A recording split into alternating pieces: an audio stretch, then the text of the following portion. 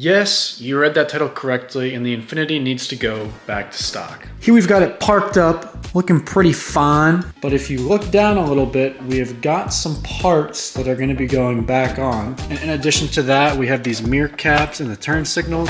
Because as you'll notice, we got these like M-style mirrors, and these are sequential turn signals. So all the parts on this car that I modified have to come off, and we have to put the stock ones back on. With the exception of the intakes though, I feel like those were just way too hard to do, and it's really not gonna be that much noticeable over the stock ones, so those are just staying on. And I know you might think that this seems a little backwards, like, hey, we were just talking about making 500 horsepower, and now we're putting everything back to stock? So we're gonna address that a little bit more in a future video. I'm sure some of you guys have ideas of what that could mean. It might be what you're thinking, it might not be. But today is really just putting everything back on the car, and it's kind of gonna be a little bit of like, hey, this is what I did to it, because I feel like over time you kind of lose track of what you did. On this car though, it's not that much, but like on the WRX, sometimes I lose track of exactly everything that's done to it. So we got this teeny tiny, look how skinny this exhaust is. This is going back on. We got these big catted down pipes that got to go back on. Luckily I kept all of the hardware, and luckily none of the tabs broke on this, and these aren't too hard to plug back in, so we have to do all this. So I think we're going to start first with these mirror caps, because it's probably the easiest thing for us to swap out first, and then start to throw in this exhaust back on. This is the part of the clip that sucks. On these mirror caps, once you get this top piece off, there's like this little tab that's in this bottom corner that's just awful to get off. Like the way it like is curved in there or whatever. I'll have to show you when I pop it off. But like this tab I think breaks all the time when people are trying to do this, or it's like down here or something. Oh my God. Wow, no broken tabs. So as you can see, all these tabs and stuff on here, very complex, at least for like taking on and off, because there's just so many spots that they all have to fit into on here that I think it's really easy to break. Personally, I really love these. We gotta put on the 4 ways to do it justice. Personally, I think this looks sick. You know, combine that with the fact that it just replaces the LED in the front with the turn signal. Then you also got this. I just feel like it makes the car look a lot more premium. But you know what? Not everybody's a fan of it, so I'm taking it back to stock. Now these are real easy. It's just a couple screws and it pops right out. There we go.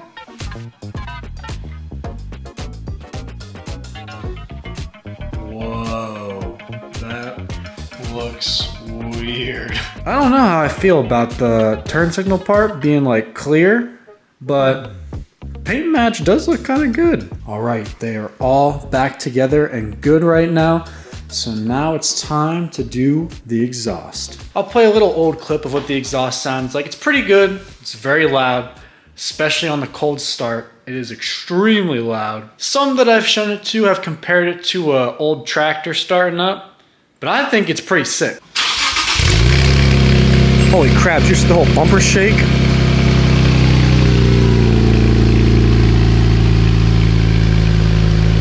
Now that sounds a lot better.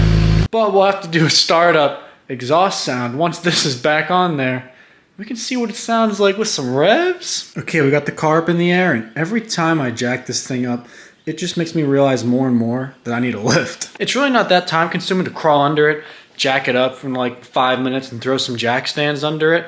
But at the same time, to just be able to drive it up to the lift and lift it up really quick and just be done with it at that point would be nice. Because I'll have to see if I have enough clearance underneath the front here to take out the downpipes or not. I just might be able to squeeze myself in there and get it undone. It's just a little time consuming, you know, whenever I could have a lift and it would already just be up in there and everything. This exhaust is actually held together really simply. We just gotta take these 2 bolts out of the back and then just start slipping it off the hangers and unbolting it between every single joint. I think this will be easier to throw back on than take off this exhaust, because sometimes it's not that easy to slip it off, but you could just pull the whole system out, which is really nice.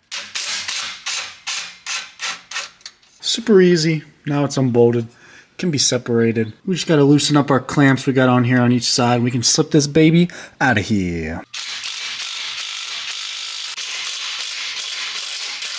Now I made a short about this, but I actually forgot whenever we zip tied the exhaust. So that way it would stay perfectly in place. But that was actually pretty smart. I forgot we did that.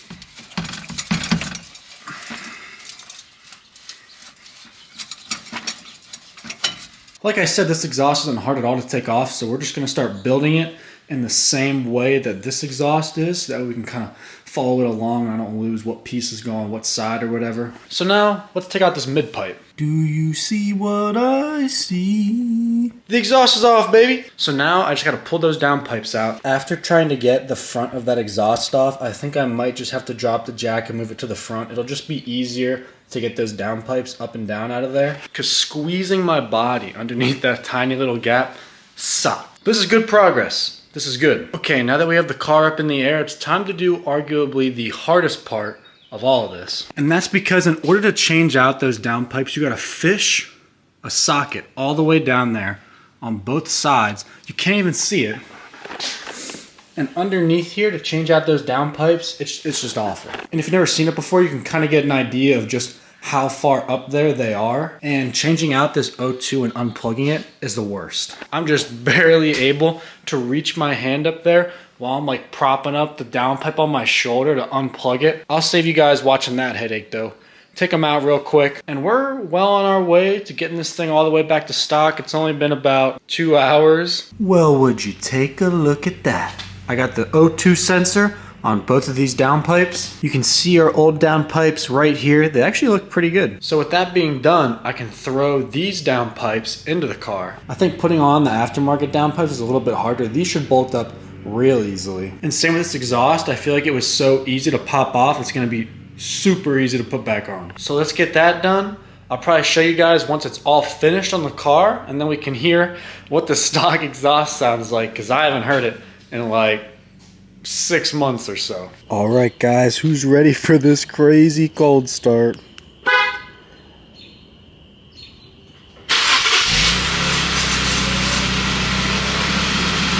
Oh yeah, listen to that rumble.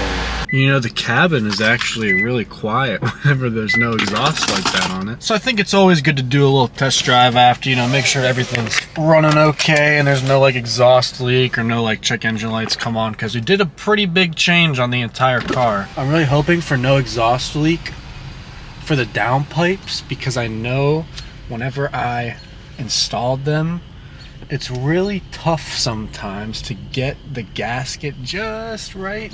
I mean, not just getting the gasket right, but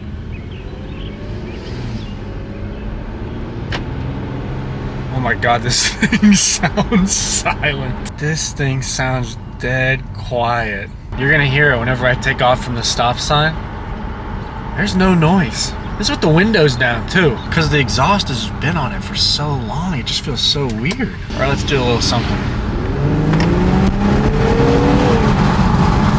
Oh my, there's no noise. Now I see why they turn on that like active noise, like they play the exhaust sound through the speakers, because this thing sounds quiet. And you know, I am going from a pretty drastic, like loud exhaust, because MBRP I think is one of the louder ones for this car. That's not like ARC. It's a Prius. It sounds like a Prius. I might as well have an EV. It doesn't sound like anything. All right, 3, 2, 1. Bruh. What is even what is life?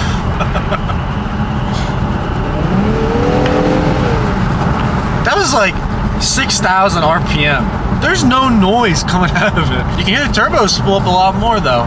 So if you just wanted to hear the turbo more, maybe you should put on some Red Alpha AMS intakes. As you can see, no check engine lights or nothing. But especially trying to reach up there and change out those downpipes, like the one on the passenger side is just such a pain. Like reaching your hand up there, I mean, I don't have super huge like wrists or like forearms, so I was able to just shove my hand up there and plug it in, but there's just awful design. I don't think Infiniti really ever meant for someone to change out the downpipes or whatever without dropping the whole engine or whatever.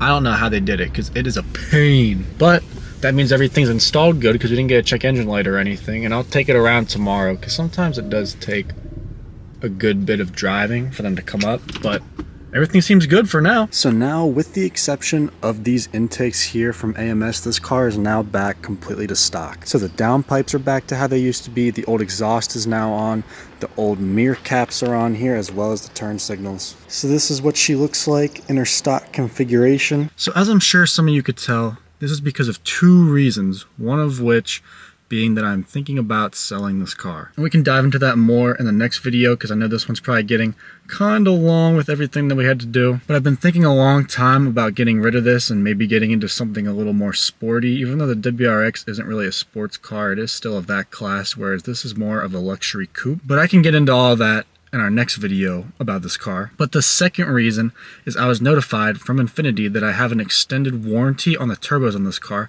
and I think this car might have like some wastegate slap or whatever it is. Whenever it's starting up, you can hear the rattle of the wastegate a lot on the passenger side. And I know it's kind of normal for this car if the exhaust isn't like smoking, or not burning oil, or you're not getting any check engine codes. So if I wanted to take the car in, I would have at least had to take the downpipes off of it to be able to get it serviced. So everything had to be stock anyway if I was going to take it to the dealer to get the turbos serviced or even checked out to see if anything was wrong with it. So that was one reason that I did it, as well as potentially selling the car. So some of you may have guessed it from the beginning of this video, but yes, I'm probably going to end up selling this thing, but I'm maybe going to take it into Infiniti first to get it serviced, so that way the next owner has brand new turbos on it, and there should be the refined ones from the newer years, so that way they won't go out anytime soon. And even if I don't, I can give them that paperwork, so that way if anything ever goes wrong, they can take it right down to Infiniti and they'll service the whole thing free of charge. But this is where she sits for now. We're going to have a video coming out very soon about what is happening with the future of the Infiniti. Thank you guys so much for watching. I really appreciate it. I know it wasn't a more exciting video today, just taking everything back to stock, but it was nice to kind of see all the mods that we've done over time to this car. But I hope you're excited to see what's going to come after the Infiniti. We can be a little crazier because it's not going to be, you know, a daily driver or anything, just like the WRX. Thanks for your support. See you in the next video. Peace.